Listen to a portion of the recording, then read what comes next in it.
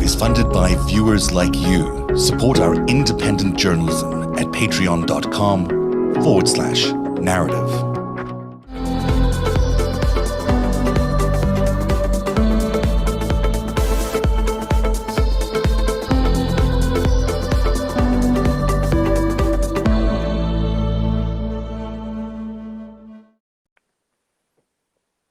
And hello, everybody. Welcome to Narrative Live. If you knew how much pandemonium happened before the show, it would really surprise you because on the air, it's so effortless. That's because we have experts like the amazing Noel Kassler on the show who just know how to handle everything as cool as a cucumber. How are you, Noel? I'm excellent, Zev. Nice to see you. You have a great new look. What's going on with you? You got rid of the bear? Yeah. You've become a twink. Exactly. You got to switch it up. 2021 is the year of the twink, you know. Absolutely. The return of the twink. It's important. Exactly. Wow, there's so much interesting news going on tonight. I can't even believe the shifts in power and the positions of Mitch McConnell and Liz Cheney. We're going to get into that today. But before I do that, I want to tease, because later on in the show, Michael McKay will join us. And Michael is a Canadian friend, like all good Canadian people. He cares about democracy. Hi, Michael. How are you? I'm good, thanks. And Michael will be by later on in the show because he's going to compare a lot of what's been going on in D.C. and everywhere else in the country with the insurrection to what's happened in Ukraine. And that's all very interesting because when you compare all the little bits and pieces of those two operations, they look very similar. And it'll be an interesting part of the show. So that'll be coming up in about 20 minutes, but we wanted to say hi to you and we'll be back with you a little later on, Michael. Okay. Cheers. So, no. Let's talk about what's been going on. Let's talk about Mitch McConnell suddenly deciding that impeachment is a good thing. And he's maybe right, because his point is really this. If they can purge the Republican Party of Donald Trump, it might actually help the Republican Party in the future. You know, if they can join in on this impeachment drive, they can say, we didn't like him either, we impeached him as well. They can get rid of him. And then they don't have to worry about this insurrection and all these crazy people. They can go back to being small C conservatives and everything's fine. Do you think there's any legitimacy in that argument at all? Do you think he might actually do it?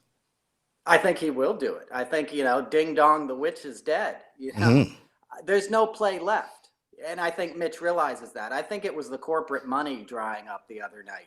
I think it was getting word that people like Rick Scott wouldn't be able to fundraise anymore on behalf of the Republican Party.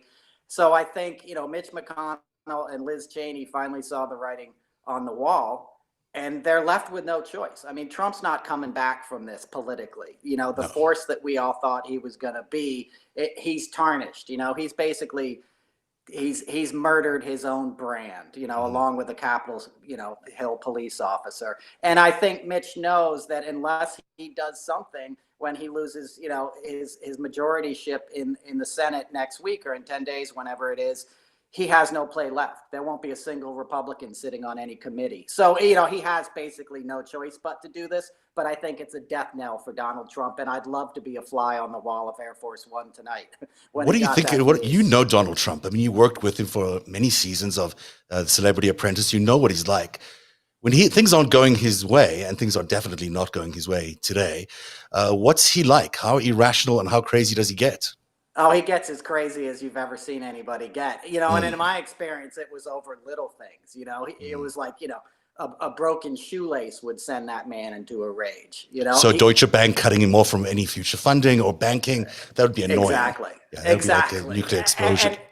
Exactly. And, there was excellent reporting the other day. He was more upset about the PGA dropping the championship that was going to be held at Bedminster than he was over the siege on the Capitol. So he was already reeling. Things like that hurt him in ways that are mortal wounds, because his whole self-image is his business acumen and his perception of the power and wealth that he has. And that's being taken away from him. Yeah. Day by day, hour by hour. And now he knows if he lost Mitch McConnell, it's over. Well, it means he's also lost probably the Koch brothers and a whole lot of other people. So, the question really is, and some people were raising it today, it's a bit dark, but how there's a little bit of self-destruction which might go along with this. As you've mentioned before, he has these addiction issues, and it's not uncommon for people in that situation to actually fall apart quite a bit. And who knows to what extent he might do that. Are you worried about any of that? Do you think that has he got support structure around Does anyone in his family really care about him? No, and they don't care about anybody in the family. I mean, you've seen Don Jr., who's obviously on a relapse, who was like abstained from substances. Let's just put it that way in the time I knew them. So he doesn't have any support. And that's sort of what I was worried about and what I was warning people about. Addiction, if it's left untreated, somebody becomes, the addict becomes consumed with self-centeredness and rage. And they're capable of any kind of impulsive behavior to stave off, to stave off reality. So, for lack of a better term. So he's a man who can't bear the reality of what's happening around him, and he's feeding himself substances that are most likely exacerbating the rage, and there's nobody who's going to save him. Nobody's going to walk in there and try to talk him down at this point. Even his kids are sort of fleeing the ship. It's almost like the whole thing, the whole insurrection, or call it what you want, the other day was that rage. He was sort of, according to reports, he was sitting in the Oval Office just like loving the scenes of violence, not even wanting to really intervene, refusing any requests by anybody around him to send in the National Guard or anybody to take some action to save his own vice president, his own Congress. He's sitting in there, and there's a mob coming at them that he sent, and he seemed to be quite enjoying it. He was sort of savoring it, according to the New York Times reporting. That's pretty fascinating. Look, that's what I've been telling people. I've been telling people that for years. He enjoys that. The guy I know is a sadist. I mean, about the reports from Epstein's place and stuff. We don't have to get into that. But he's a guy who can only really feel alive if somebody else is suffering. So to know that, like, he had lost and been humiliated, but he was able to set his hordes on the people who had handed him that defeat and see them brutalized would make him feel powerful again. And it would happen in the sadistic way that makes him feel alive, that makes him feel in control. And he's been that way since he's a kid. I mean, we know the history of the guy. He's somebody who threw rocks at the neighbor's baby.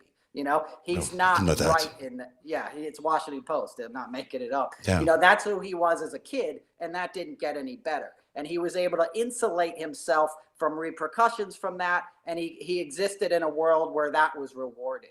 He had tough guys around at the after parties at Celebrity Apprentice. I've told you about that before. I mean, I almost got my ass kicked by a famous biker at one of those parties for taking his picture. So he's somebody who gets off on that and always had thugs to do his bidding. Keith Schiller would beat up protesters in front of Trump Tower years ago. So he never paid any consequences for anything, never needed to, because he had all this protection. Yet he was still used to throwing these tantrums and seems to be throwing them in the Oval Office, and seems to have had for the last few years. So now there's consequences, potentially. That's maybe there's consequences from the Republican Party as well as the Democrats. I mean, if they actually do convict him, and there is time. I know people say there's no time. There is time. We all know exactly what happened. All the people there were witnesses to the event, so they know what happened. We don't have to go through a we were watching it on TV. Everyone saw it. The reporting is pretty equal about it. We don't really need much of a trial. I mean, sure, you can defend yourself, try, but we sort of saw it, and we all saw it live. And certainly, all the people in the Senate and in the Congress and in the whole Congress itself were witnesses to the events. So if there are people who are doubting that, there must be very few of them. And they must be the ideologues and sort of the holies of the world. Those are the people who might stand by him. But for the most part, I can actually see 2/3 of this Senate actually voting to convict him. I agree with you 100%. And they're peeling off by the hour and by the day. You're right. Matt Gaetz and Jim Jordan and those kind of guys will go down with them. But the rest of them saw how imperiled they were.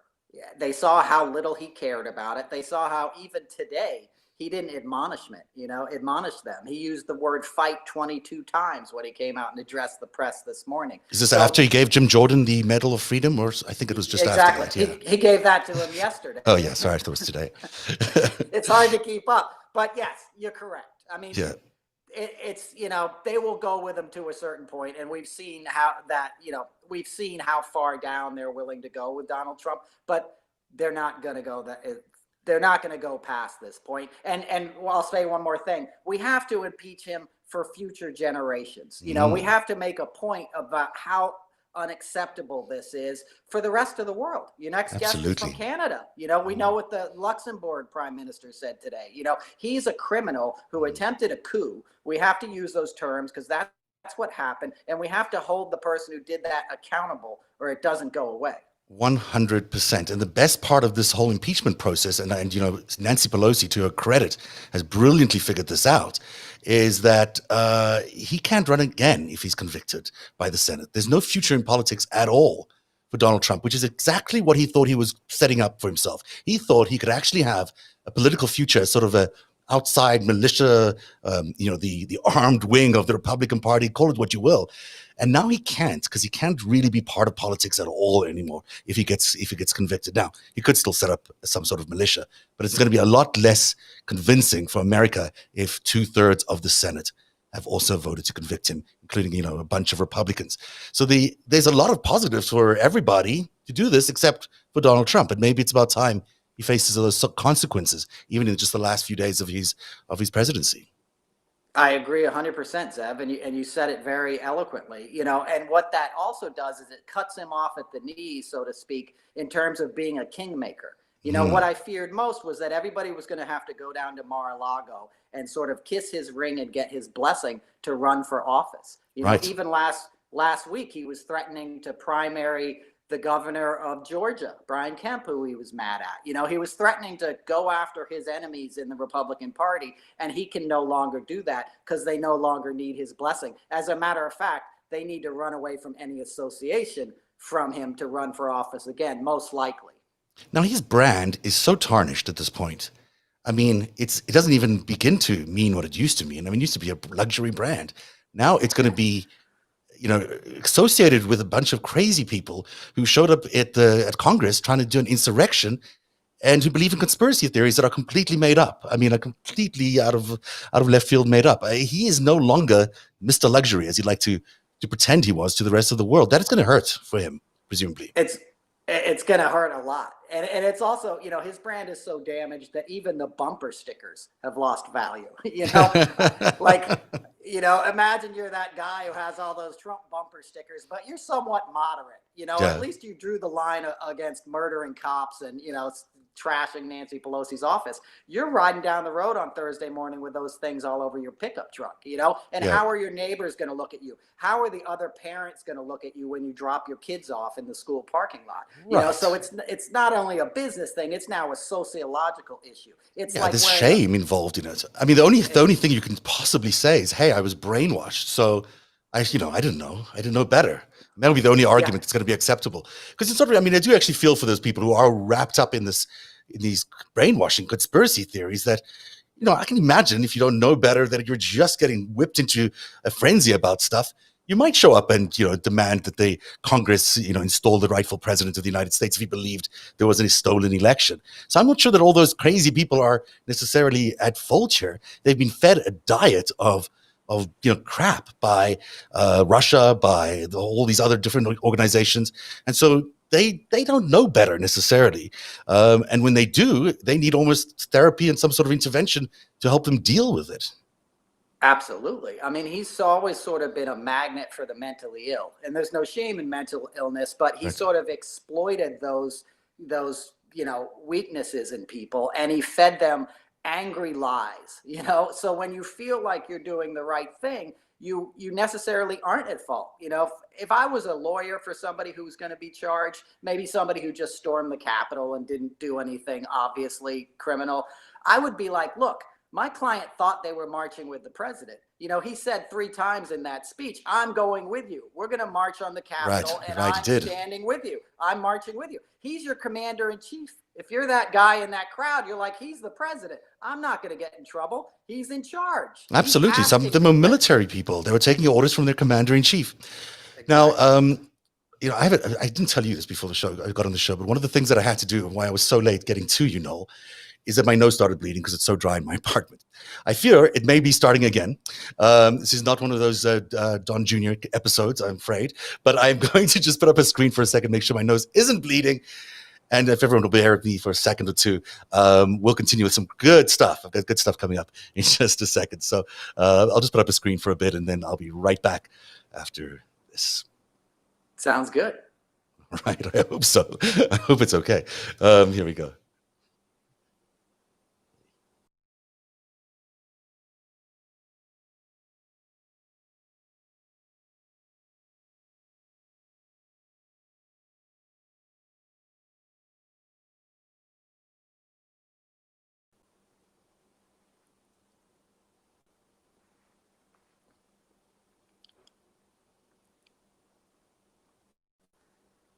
I wonder if your people can still hear me.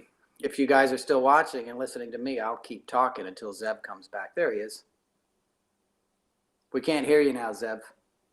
There you go. Now you can hear me. There we go. Now we go. He's back. He's looking good. It's so crazy today. It's not bleeding. It's okay. We're fine. False alarm.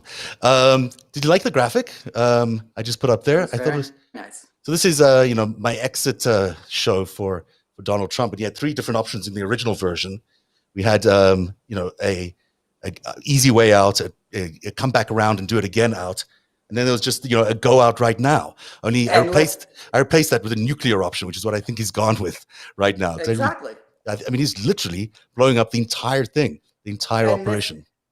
And exactly, Zev. And that's the point I was always making about addiction. It wasn't about he uses some substances and he's functional. It was like the guy I know is as much of an addict as anybody I've ever met. And that's what addicts do. He can't help himself but destroy the situation. Mm-hmm. I mean, think about this. If he had lost in November and been gracious, and helped with a nice transition, Biden probably would have been inclined to kind of go easy on him. I think so. I think so. They were telegraphing that. I think the Biden administration was telegraphing, we will let you off the hook. Just play nicely. Exactly. But he can't do it. He can't seem to do it. Instead, he seems to have buried himself into a worse position than he could have ever been before. 100%. He could have walked away. He could have gotten a big contract. He could have been on his own version of Fox News. He could have kept all that corporate money. He still could have gotten loans from Deutsche Bank.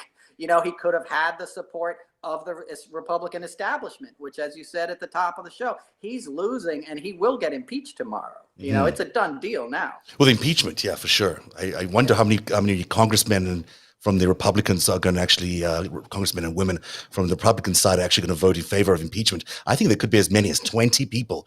And Kevin McCarthy is not fighting that. He's not whipping up votes in opposition of this. He's sort of letting it happen. And if it's a vote of conscience, which it seems to be, then they should really let the Senate have the same vote of conscience as well.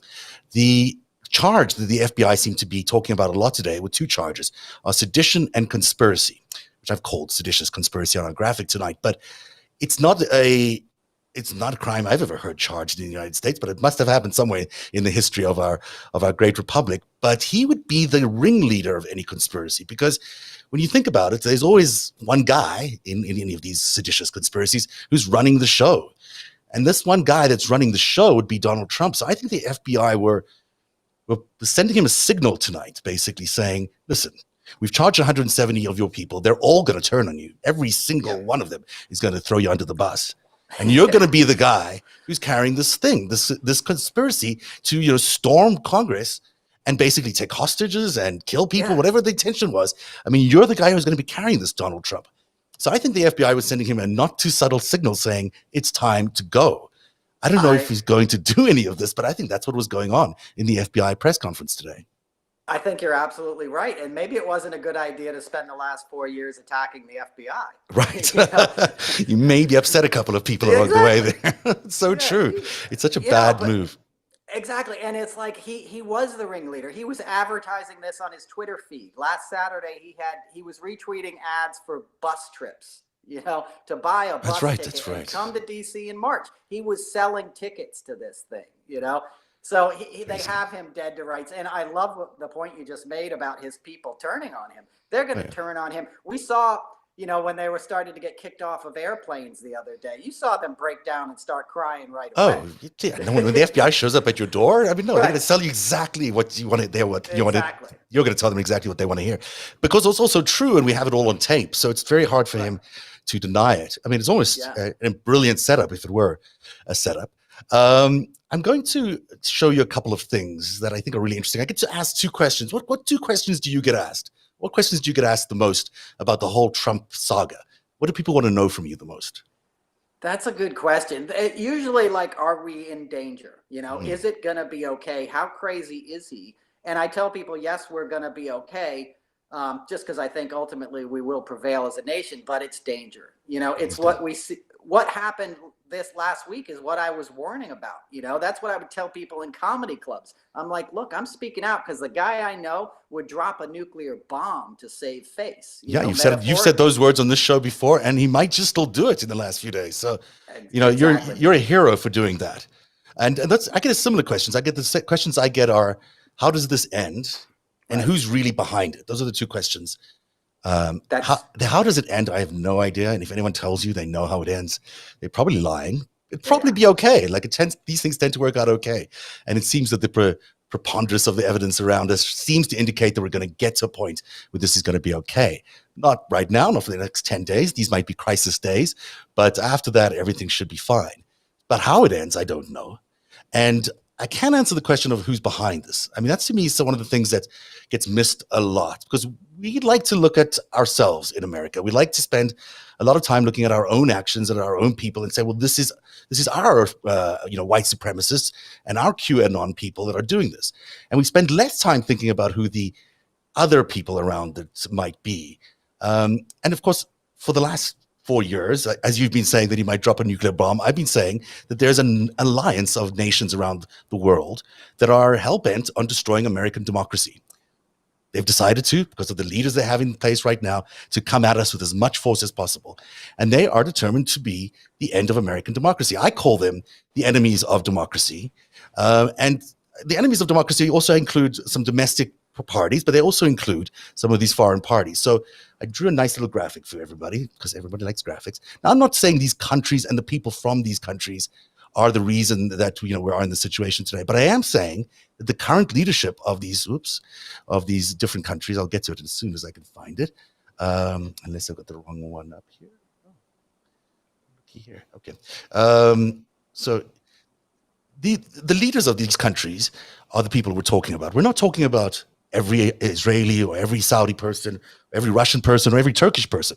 But those 4 countries seem to be in some sort of weird alliance with each other to destroy American democracy on the one hand. Maybe that's not as serious for each of them, but the leaders of some of those countries might also want something domestically. In other words, if you're in Israel, Saudi Arabia, you might want to be able to go after Iran. That's one of the reasons they supported Donald Trump in the first place. The other part of the coalition is, and I've included China here with a dotted line, because there's less proof about China's involvement in this whole thing, although I think we will find out one day they are heavily involved. And that they're using basically Russia as a proxy for all the dirty work that they need to do, that they don't want to be caught doing. So I do think China is part of this. We just don't have enough evidence to say that fully. The other part of what's going on is the sort of domestic people that are involved. And what I loved about the march yesterday, last week, not that there was anything to really love about that march, or this insurrection, or call it what you will, is that we could actually finally see all the different pieces of the domestic groupings that have come together to support Donald Trump from the very beginning. They sort of came out there and masked themselves in front of everybody. So for the first time, we could see exactly who they were. Now, as it turns out, they're exactly who we suspected they would be. They're the Koch brothers, who funded the entire thing last week. They're the Proud Boys, who are sort of this collection of militia groups.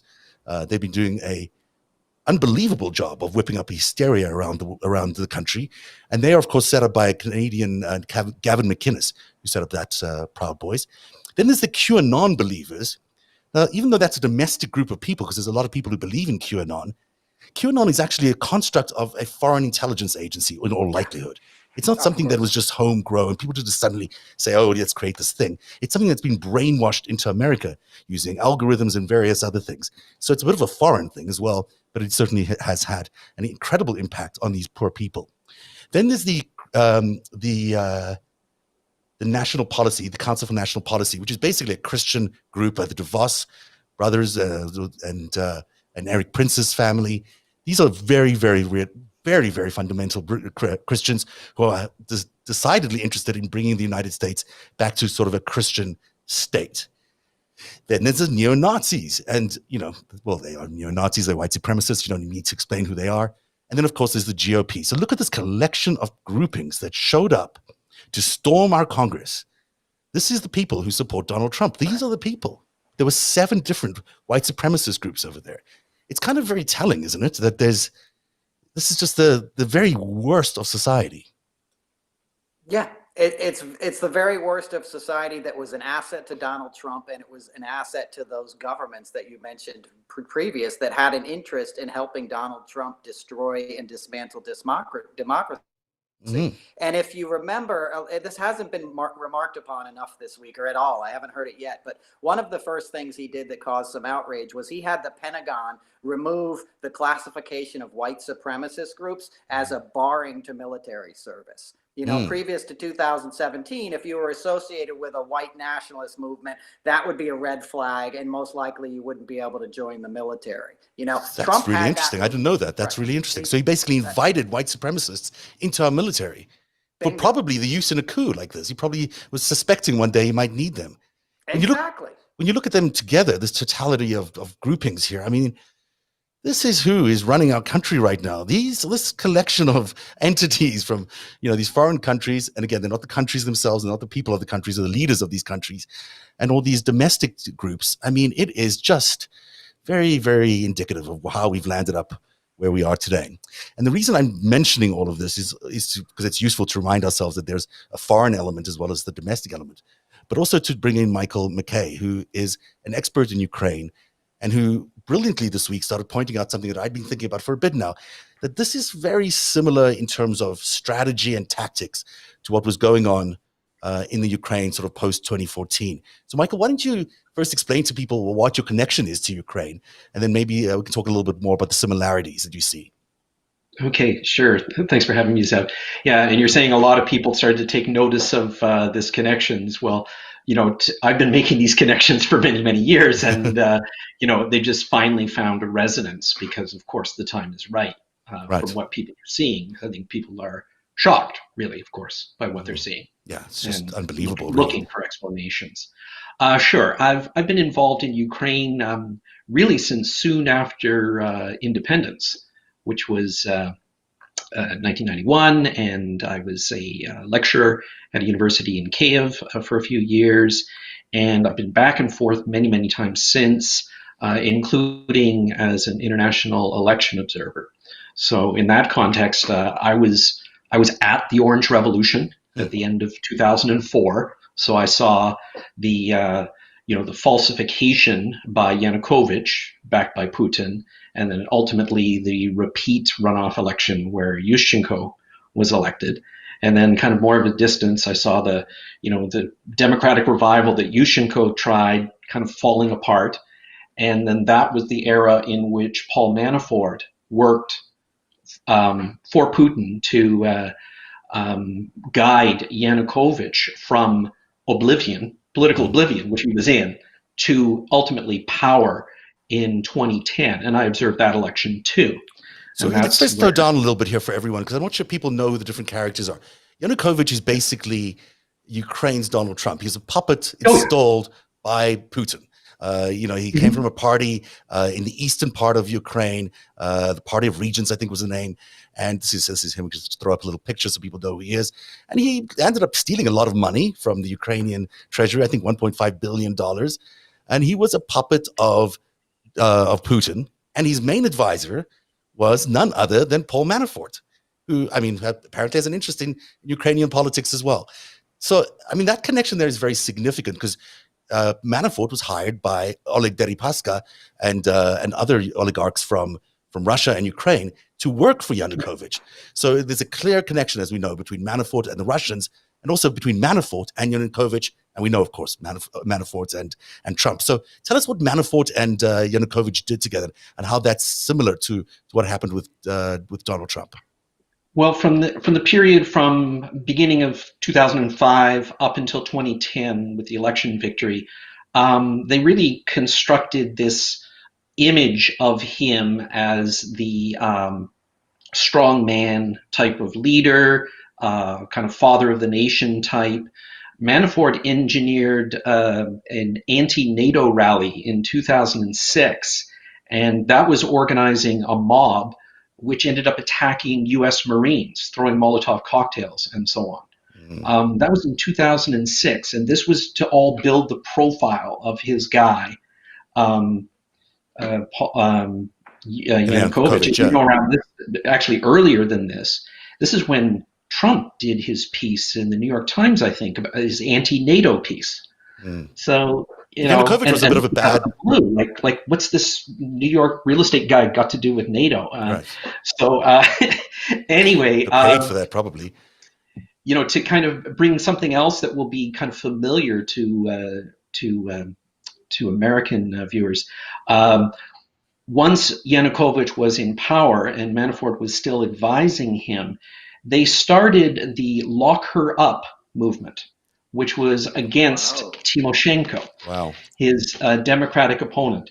So I was there, and you know, so and later on, of course, I realized, well, she's Hillary Clinton in the U.S. what version happened after 2016. Yeah. You know, when I heard Michael Flynn and other people like this, lock her up, I thought, well, this is 2011 all over again in Ukraine. It's the same language, it's the same intent.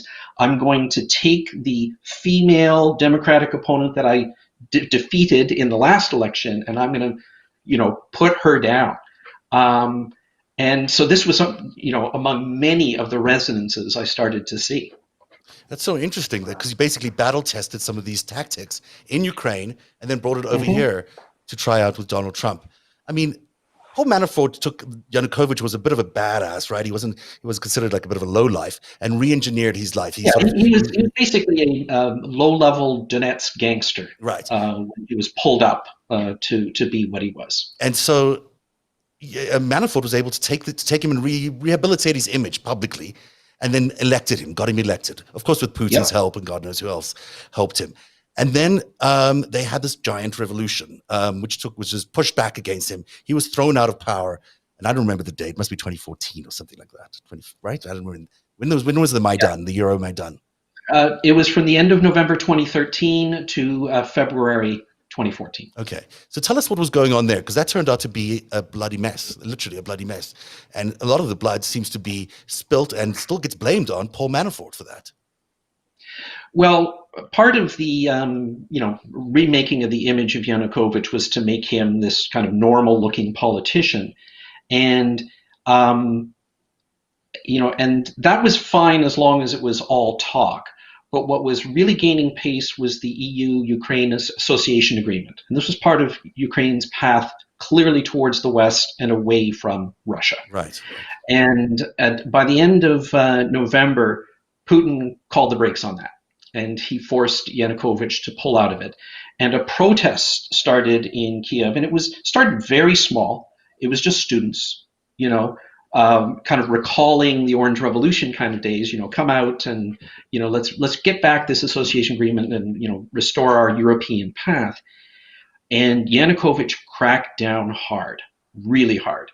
And he was being pressured by Putin and Manafort to do that, and others. I know his daughter, Paul Manafort's daughter, actually says that Manafort has blood on his hands from that very... Yeah, she wrote a message to her sisters and says, you know, what have we become? You know, our father has blood on his hands. Wow. Yeah, Yanukovych pushed his party, the Party of Regions, to pass what are now called the dictatorship laws in January 2014. And that's when the killings started, where Yanukovych sent his riot police, internal ministry troops, and what I call titushki, and what Ukrainians call titushki, you know, just violent mobs, to kill and beat people. And it culminated in the Maidan massacre. And the worst of that was on the 20th of February, 2014. Over 100 people were killed, mostly brutal killings. Yeah.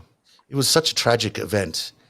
Yet it forced Yanukovych out, right? That was when he had to flee. Yeah, but I want to point out that this was against a massive popular protest that was overwhelmingly peaceful. Mm-hmm. I mean, in the coldest months of December, there were demonstrations in the center of Kiev, and on like 3 weekends in a row, they had over 1 million people. Wow. And that's phenomenal. Kiev is a city of about 5-6 million people. but people were coming from buses from all over the country. So very You know, peaceful and also very disciplined. And it was, in fact, it disciplined, was just a an hair. encampment where Yeah. people lived in this like 10-block area in the center of Kiev. Thousands of people. They basically built a community cut off from the rest of the world, and they manned the barricades and they defended themselves against these attacks for 3 months. And now we have avoided needing to do that. The people of America haven't needed to go to the streets to get rid of Donald Trump. They did have to go to the polls, and under great resistance, had to vote to him out. But yet some similarities still persist, and we'll get to those in a second. But no, I don't know if you want to jump in here and ask any questions, because I just open the floor to you. It's fascinating to me, and the similarities are just uncanny. It's like you said, it seemed like it was a dry run. And when you talk about when you talk about the peaceful protests, I mean, that's what we saw this summer: people protesting against police brutality in a peaceful fashion across the street from the White House. And Trump going in, for an American Democratic version of basically a brutal crackdown, tear gassing people's kids in a park across from the White House, for us was unheard of, and it was a shocking and violent move that, the guy who Paul Manafort helped come to power perpetrated, Very similar. Yeah, I was thinking the exact same thing when I saw that. Yeah. There's also, the bed that was sent in to suppress the Black Lives Matter protests with these unbarked, unknown sort of Department of Justice officials. They reminded me a lot of, the Little Green Men, which first came to Eastern Ukraine in early 2014. Soldiers who showed up and they had unmarked military fatigues, but clearly they had some military background. They were rigged out with all the best gear that, at the end of the day, people figured out was actually gear from the Russian army. So they were able to tell after a while that these were Russian forces that were actually invading their country and taking over piece by piece of it. Now, I'll show you some pictures of these guys who were also referred to as the polite men because their local communities thought they were very polite. But, clearly they were Russians. And one TASS news agency reporter says, intuition tells us if something looks like a Russian soldier rides on Russian military equipment and says it's a Russian soldier, then it's probably a Russian soldier. But Russian propaganda tells us it's a local defense force. So they were, again, showing us what propaganda, experts they were by convincing locals that they were, or trying to convince locals that this was local defense when it was actually an invading army. And so finally, after a little while, a Finnish newspaper was able to identify a lot of these different aspects of the gear that these soldiers were wearing. And they were able to link it back to the Russian forces. So they were able to confirm that these were in fact Russian forces. And then ultimately Putin admitted that they were. But these guys were showing up everywhere in Eastern Ukraine in what must have been quite frightening for ordinary Ukrainians, because here's an invading force of unknown origin suddenly attacking them. What frustrated me at the time was that, reading all these foreign commentaries, and nobody was listening to Ukrainians because they knew right away they were Russians. They were speaking Russian with a Moscow accent, and there's a clear difference. Many Ukrainians speak Russian, but there is a clear difference in an accent. It's unmistakable. And so, they knew on the day what was going on. Right. And they were telling the world. But no one was watching their cell phone videos. No one was paying attention to what they were saying about what was going on in their own country.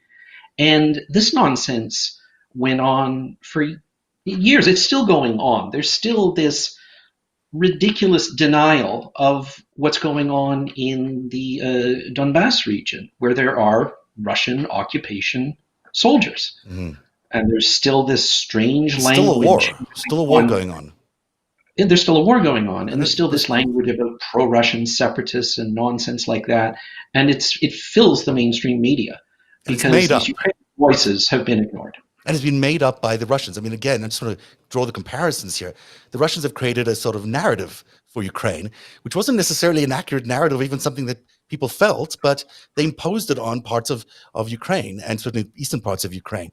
Tell us a little bit more about that whole operation to convince parts of the Ukraine population that they are, in fact, belong to a different narrative than they thought they were.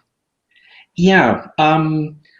Well, it's the very practiced tradecraft of disinformation, which we're now getting a lot more expert about. And the thing is, the lies that they tell, they're not even well constructed and they don't need to be. Mm-hmm. Uh, it's the volume of it that counts, and it's just the repetition and so on. To give you an example, um, you know, someone said to Putin, these are Russian soldiers, and he would say, no, they're not. They're local miners and tractor drivers. Mm. These special operations soldiers. Right. And uh, well, where did they get all their equipment? Like, T-72 tanks. Oh, you can get that stuff at the corner store, kind of Amazon. stuff. And Amazon. so Ukrainians who have developed a wonderfully vicious sense of humor. You imagine how they took this. Yeah. All the local miners and tractor drivers just find their T-72 tanks down at the bottom of a mine or at the corner store, and then they go around and they would publish pictures of these Russian soldiers, and they were fond of and they still are soldiers in the Russian army who come from the Far East regions. So, and these are Asian men, and and so and they'll just go on about this local Donbass farmer. Here he is, standing up for his freedom, and then they'll turn the anti-Ukrainian propaganda back on it. So, yeah, the thing about this disinformation campaign is the volume of it, the relentlessness of it, and frankly, how well funded it is. Mm-hmm. Joe Biden was talking about it as the big lie. He was talking in his press conference the other day. This is the big lie, that if you repeat it over and over and over again, people start just to believe it, or at least discuss it. And it is the big lie. It's not the good lie. It's the big lie. It's a big lie. Can I say one thing? Of course. I mean, obviously, there's so many parallels in what Michael just said to Donald Trump, just repeating these lies ad nauseum. And we can draw the parallels with Manafort and Roger Stone, both who basically got out of prison, before this happened or pardoned, And look what Trump, there's reporting that came out today that Trump has been trying to push the narrative that it was Antifa who attacked the White House, which sounds just like the incredulous nature of the Ukrainian guys thinking somebody from Eastern Mongolia, was actually from a mine in Kiev. And so Trump was trying to tell people, no, it was Antifa, that was wearing a Donald Trump hat, and attacking the Capitol. I mean, it's unbelievable that, matter. And the lies keep on coming, and you just repeat them, never admit you're wrong, and people seem to get away with it. Because it gives them cover. They don't need it to be true. They just need it to be there. Right. That's why Fox News was saying it immediately while the riots were still happening. Fox News was like, well, we're getting reports that this could be Antifa. It wasn't. There is no Antifa. I mean, we all know that. Yeah. It wasn't Black Lives Matter. It wasn't anything close to a democratic liberal person anywhere near the Capitol that day. But it doesn't matter. You just need to give a narrative to the guys who were a part of it or might support it to tell their friends and neighbors tomorrow. To keep it alive, to keep the lie alive. And it plays into a principle of traditional journalism about balanced reporting and presenting both sides. So if you jump in that and just tell a lie and say, oh, well, that's another point of view. Right. And, it's true. I mean, it's actually, it's one of the weaknesses of traditional reporting. You give it equal airtime and you...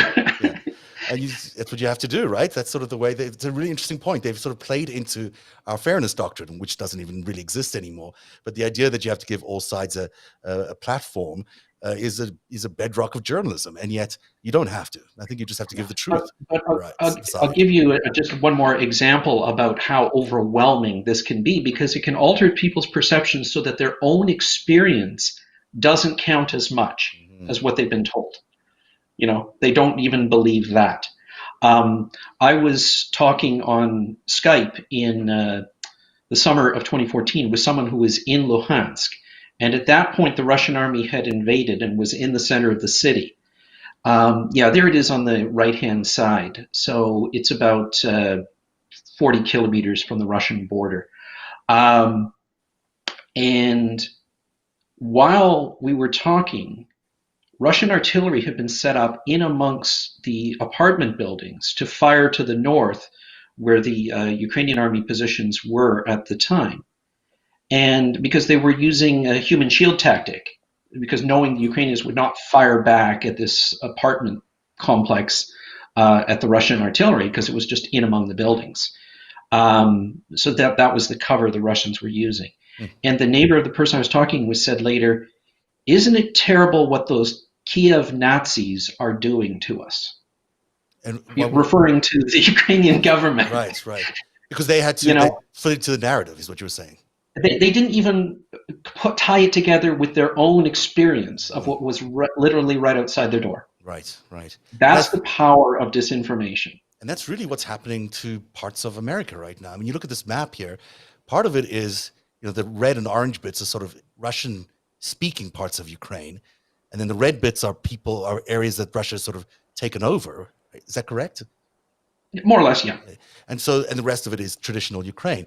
And so what Putin was able to do was sort of carve out this eastern part of the country and give them a different set of rules, a different set of history, a different set of who they were, and basically try to foment a civil war. In fact, did foment a civil war.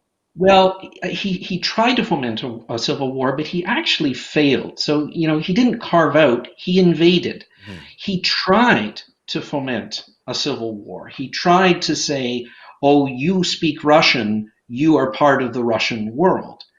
But even in these heavily Russian-speaking areas of Ukraine, it just fell flat, because it's not their experience. You see, Ukraine is a complex place. You can't say that because someone speaks Russian that they are part of this Russian world or Russian ethnicity.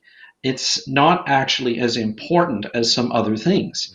What I observed from 2004 up to today is this remarkable phenomenon of the Russian-speaking Ukrainian nationalist. And if you understand that kind of a person, and they say, well, what's my nationalism about? It actually isn't about my language. It isn't about my ethnicity. Sure, I'll speak Ukrainian a bit because it's the national language. I'm more comfortable in Russian, but I'll do whatever.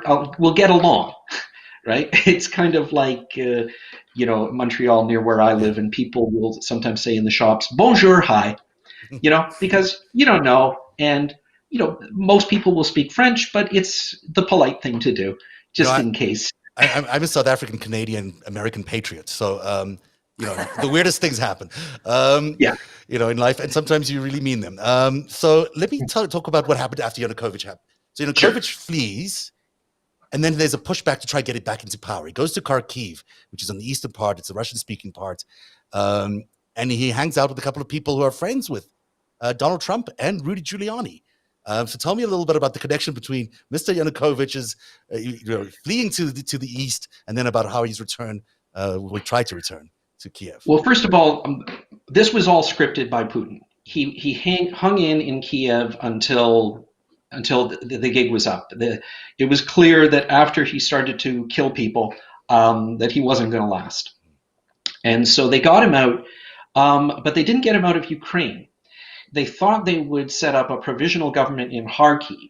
And this was going back to the first first Bolshevik invasion of Ukraine in 1919, where they set up a communist republic in Kharkiv before they ended up conquering most of the rest of the country. But anyway, so Yanukovych went to Kharkiv, and he got together with the mayor of Kharkiv at the time, Gennady Kernes.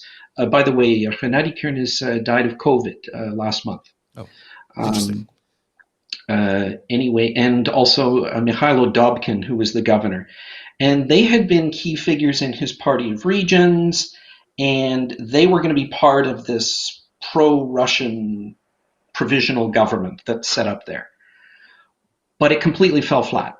There was no local support. So it was basically these guys, a lot of Russian advisors, and not much else. trying to set you up know, sort of a some breakaway, hired muscle, and that was about it. trying to set up a breakaway republic in the eastern part of Ukraine that Russia would Yeah. have control over using this. So it may be the plan for Donald Trump. I mean, I've suspected this for a while.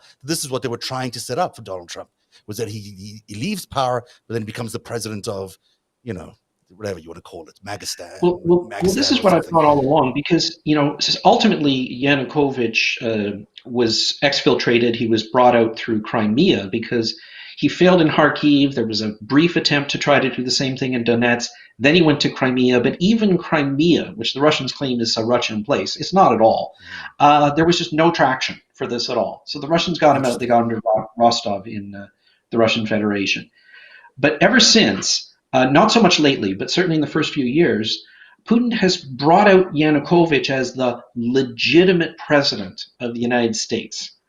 So, Of Ukraine. because the way he was ousted from power was, not legal and so on. Just So trying to I always rehabilitate thought him that again. that would be a possible approach or a future for Trump, that he could always be positioned as the legitimate president. Of course, you have to keep with the narrative that the November 3rd election was stolen and so on. But just put him out there. And would he be of value to the Putin regime as that? Could be. Maybe. I mean, that's the way Putin thinks. Is this a sabotage and disruption method that could get anywhere? Now it's You know, interesting because if he failed in Ukraine, maybe he shouldn't have tried it in the biggest democracy in the world, because it's going to backfire on him in the United States too, it seems.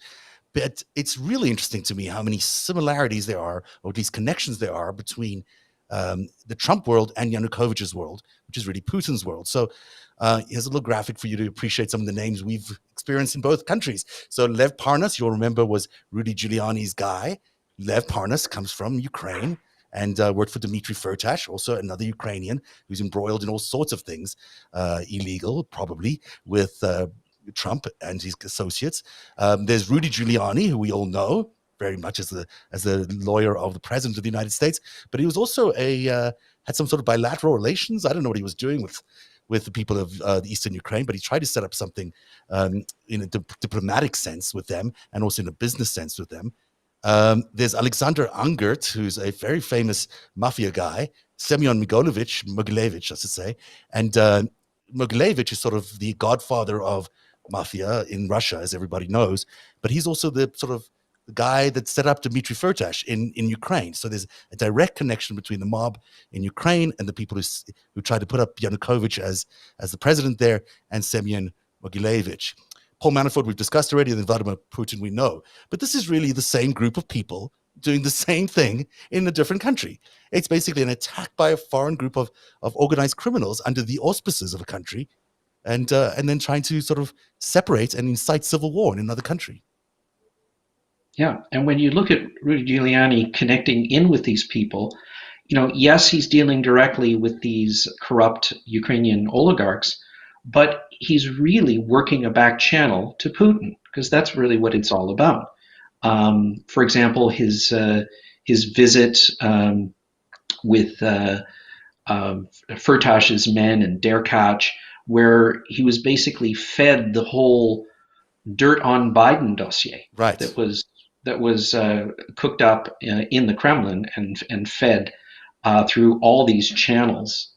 When I saw that, I saw, well, there was the earlier one, the so-called Crimea Peace Plan, and that was the one that was who were those guys? Felix Sater and Michael Cohen. Yes. Michael Flynn and this kind of, and even Michael Cohen, who was still in at the time. And they were trying to get this to Trump, because this reflects what Putin really wants. Mm. He wants to lift the sanctions. He wants to legitimize his invasion and occupation of Crimea. And it's not going to work out for him, clearly, because it's not going to work out for him. No, this has been a failed mission. He backed Trump thinking there was a chance. Mm. It's a wild gamble, really. It's a wild gamble against the biggest country in the world. I mean, to sort of I can understand him trying to do it in a neighboring country with a similar language, and you can sort of see how he might get away with it there. But then to take the same failed thing and try to implement it in the United States is craziness. Well, but you see that reflects Putin's thinking. I mean, he's a sabotage and disruption agent from the KGB.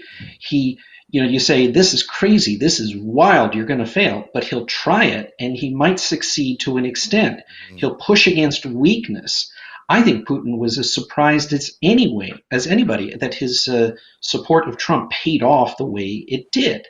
He just thought, okay, come on, Ukraine is a weaker country without the historical democratic traditions, at least in the modern era, and he can get away with Yanukovych. But come on, is it going to work in the United States? Well, surprise, it did, because you just push the right levers. As you were saying earlier, it doesn't important for Putin to invent these problems in the United States, for example. They exist already, and it's too much work to create them anyway, right? So you create you pour gasoline on the fire that's already there, which is that's his mindset. He says, okay, here's weakness. I'm going to work away at that. No, anything you want to jump in here? Feel free to. I keep going with one or two more questions, but it's just amazing. What Putin was able to accomplish in terms of consolation prizes. We pulled out of Syria. All those bases. That we abandoned and the Russian army rolled into. The compromise, the psychological warfare that fueled QAnon to the point that people were attacking the United States Capitol, the seat of democracy. So even though Putin didn't get all of his objectives, he did get an American president to interfere with Ukraine and get impeached for it once already a year ago, So it's just terrifying how much damage he did do. Whatever happens, we're a divided people for some years to come now. We have 70 million people in this country that, are not going to be easily convinced that Trump isn't the rightful president. And those people have children that are growing up in households where they're hearing all this disinformation and where they're watching Fox News and where they're being influenced by Putin's warfare on America, on Facebook and all the social media. And as much as we shut down Parler and all this kind of stuff, and obviously it's great we're doing that, I fear for our future. And I think, Putin got paid dividends on his investment in chaos, so to speak. And you laid that out brilliantly, Michael. What did they do in Ukraine? How did they sort of get back to a sense of normality there? Well, in some ways, they're prevented from doing that because of the ongoing war. And, that's one of the reasons why Putin keeps that going, pushing as hard as he can. It actually prevents Ukraine from moving on. They've made remarkable progress. I would point to successes like reaching a deep and comprehensive free trade agreement with the European Union. They now have visa-free travel with the Schengen zone and so on. Ukrainian passport is one of the fastest rising, passports in the world. It's ahead of Russia, which is significant in terms of accessibility. Building an IT sector for business that's kind of exciting and leading edge and this kind of thing. These are all normal kinds of things that a country should do.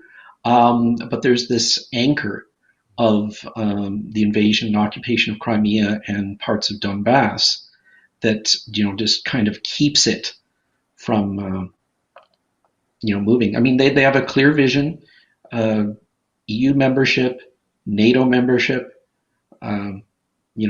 establishing a more solid, normal democracy, truly achieving the rule of law, reforming the courts and this kind of thing. And there's a remarkable social cohesion amongst them. As I said, it transcends language and ethnicity in a remarkable way. That place must be swimming with operatives. I mean, I think about the United States right now is swimming with Russian operatives. Some of them we brought up the other day, but there's a sense of there must be so many in Ukraine that Putin sends, whether it's people pretending to be oligarchs like Pavel Fuchs or other people like that. It just seems to me really hard. It would be very hard to combat that. How do they handle their operatives? How do they handle their, their Manaforts and whomever shows up to do Putin's bidding? Well, it's almost like you remember the your experience from the Soviet times for the older people who remember it. Your trusted circle, your family, the people around the kitchen table. That's the real community.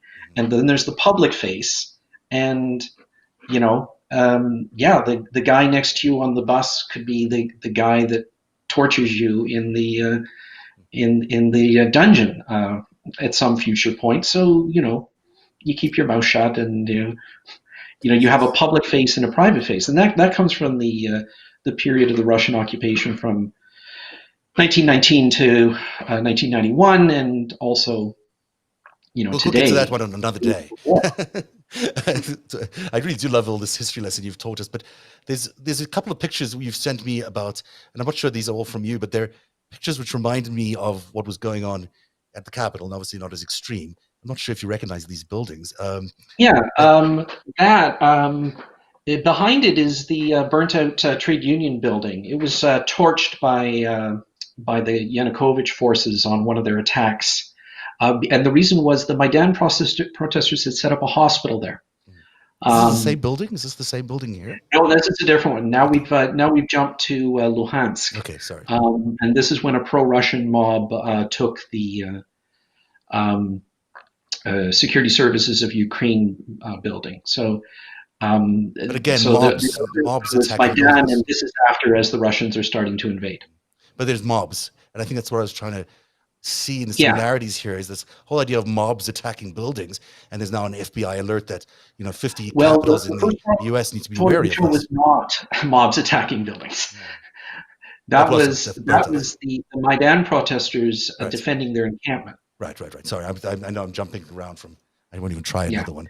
But but this is definitely this one is a a mob mob. picture. This is very much like the experience in the Capitol last week. Hmm. And this one, This I is a don't know if you recognize this mob. picture. Okay, now. Okay, now that's the You've kept that parliament information. in Kiev. Okay. And what's Um, going on here? Do you think? uh, it's hard to tell, but A little I unfair with think the it's just authorities at you. kind of a normal, Or protest. occasionally violent protest.